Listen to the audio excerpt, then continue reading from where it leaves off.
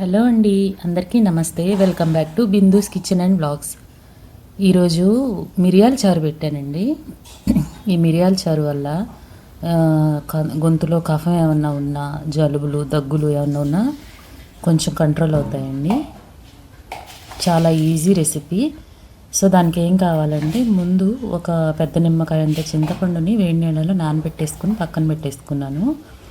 తర్వాత ఒక స్పూనున్నర మిరియాలు, ఒక స్పూన్ జీలకర్ర, ఒక 10-15 వెల్లుల్లిపాయలు బాగా కచ్చా పచ్చాగా దంచుకున్నానండి. దీనిలోకి ఒక పాన్ తీసుకొని ఆయిల్ వేసేసి కొంచెం ఒక 1/2 టీ స్పూను ఆవాలు వేసి చిటపటలాడిన తర్వాత దానిలోకి మనం దంచిపెట్టుకున్న ఈ పౌడర్ మొత్తాన్ని వేసేసుకోవాలండి. కొంచెం వేయించుకోవాలి, కొంచెం పచ్చివాసన పోయే వరకు బాగా వేయించుకున్న తర్వాత దాంట్లో ఒక 2 ఎండుమిరపకాయలు కూడా తుంచేసాను, బాగుంటుందని ఫ్లేవర్. కొంచెం వేగిన తర్వాత మనం నానబెట్టుకున్న చింతపండు రసాన్ని దానిలో పోసేయాలండి. బాగా చిక్కగా ఉంటుంది. ఫస్ట్ పోసింది కదా, చిక్కటి పులుసు పోసిన తర్వాత ఇంకో పెద్ద గ్లాసు నీళ్ళని కలుపుకున్నాను.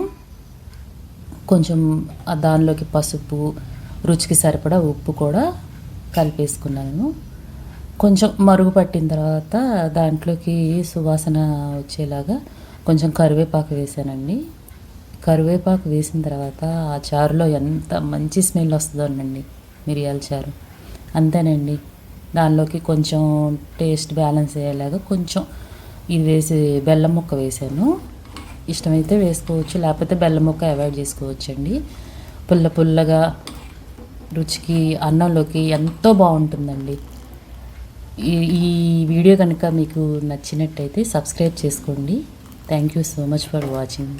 Thank you.